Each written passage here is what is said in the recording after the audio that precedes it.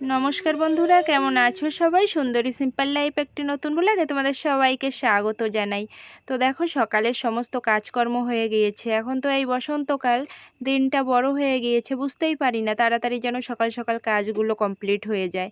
তবে খাওয়াটা এখনও হয়নি, আর রান্নাবাড়া সবই কমপ্লিট হয়ে গিয়েছে। দেখো, এই এখন আসলাম একটু, ঝাড়ুগুলো সব দেখেছো তো আমার কতই ঝাড়ু দিতে হয়, তো ঝাড়ুগুলো সব ছোট ছোট হয়ে গিয়েছে।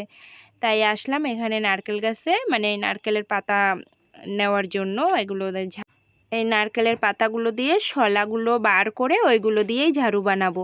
তো দেখো, একটা তো আগে কেটে রেখেছি, আরও একটা কাটবো, তিনটে চারটে তো লাগবেই। যে কটা হাতে পাবো কাটতে পারবো সেই কটাই কাটবো। তো কেটে নিয়ে সব শলা বার করবো এগুলো থেকে। তো দুটো কাটা হয়ে গিয়েছে, আর ওই পাশ থেকে আর একটা কাটবো। এইগুলো আগে উঠোনে গিয়ে রেখে আসি। তোমরা কে কে এরকমভাবে ঝাড়ু বানাও অবশ্যই কিন্তু কমেন্ট করে জানাবে। তো দেখো, শলাগুলো ওইখান থেকে সব নিয়ে আসলাম, এনে তারপরে ওই পাতাগুলো এক একটা করে ওইখান থেকে ছাড়িয়ে নিয়েছি কেটে কেটে। তারপরে এগুলো শলাগুলো সব উঠিয়ে নিচ্ছি। এগুলো আবার কেউ কেউ ছুরি দিয়ে তোলে, আমার মেজদিকেও দেখেছি এগুলো ছুরি দিয়ে তুলতে। তবে আমি ছুরি দিয়ে পারি না, বটি দিয়েই করি। আবার মাঝখান থেকে করা যাবে না, ওইখান থেকে দেখো যেখানে ধার নেই, ধার কম আছে, ওই নিচের দিকটা ওই দিক দিয়েই তুলতে হবে। তো প্রায় সব আমার তোলা হয়ে গেল। চলো আজকে রান্নাটা এক ঝলক দেখাই। আজকে রান্না হয়েছে মূলো শাক ভাজা, আর এদিকে বানিয়েছি আমের চাটনি। আজকে রাতে মাংস খাওয়া হবে, তাই দুপুরবেলা একটু হালকা পাতলাই বানালাম।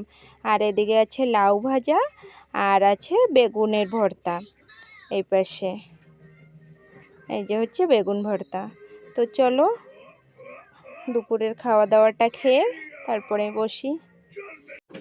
এখন বাজে সন্ধ্যে 7টা, আর বিকেলবেলা কোনো ভিডিওই করা হয়নি, তাই একেবারে চলে আসলাম বিকেলের ভিডিওতে। তো বিকেলবেলা আনা হয়েছে সিঙ্গাড়া। তো দেখো, আমরা বাড়ির 6জন মিলে খাচ্ছি। যাই হোক, ছোট বড় জিনিস একসাথে খাওয়াটাই সেটাই ভালো, তাই সবাই মিলেই একসাথে খাচ্ছি। এটা খাওয়ার পরেই ওদিকে মুরগি কাটার ব্যবস্থা করতে হবে।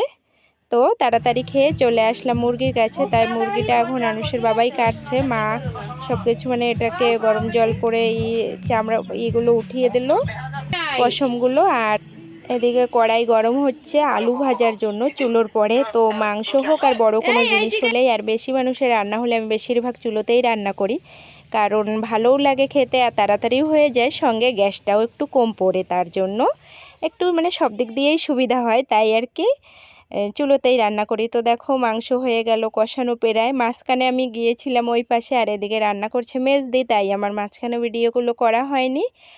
আমি একটু আনুষের সঙ্গে ওই পাশে মস্তি করছিলাম, ও এখানে বারবার আসছিল কাজের কাছে, তাই তো মাঝখানে মাংসর আর ভিডিওগুলো করা হয়নি। তো অল্প কটা বাসন ছিল, সেইগুলো আমি ধুয়ে নিয়ে আসলাম। মেজদি ওই পাশে রান্না করছে, রান্নার আগে যে কটা রান্না করতে করতে যে কটা আর কি বাসন হলো সন্ধেবেলা, সেই বাসনগুলো ধুয়ে নিয়ে রাখলাম। এখানে গ্যাস ট্যাস পরিষ্কার করে রেখে দিয়েছি। এখন গ্যাসটাকে ঢাকা দিয়ে দেব, কারণ গ্যাসে তো আর কোনো রান্না হয়নি। ওই জিরে টিরেগুলো একটু পাউডার করা হয়েছে, আর একটু হয়েছে ওই চা বানানো সন্ধেবেলা। তো আজকে গ্যাসটাও বেশি কমলো না, ফুরালো না আর কি, কারণ চুলোতেই রান্না হয়েছে, তাই। তো এই দেখো, মাংস প্রায় কষানো হয়ে গিয়েছে। এখন 2-3 পিস এখান থেকে কিছুটা তোলা হবে বাটিতে।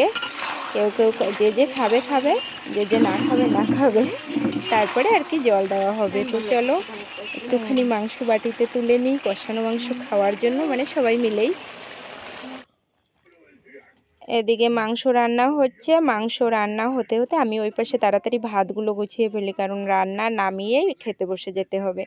তো দেখো, মাংসই ঝোল দিয়ে দিয়েছে, এখন ঢাকা দিয়ে দেবে, আর এই পাশে আরামসে হয়ে যাবে।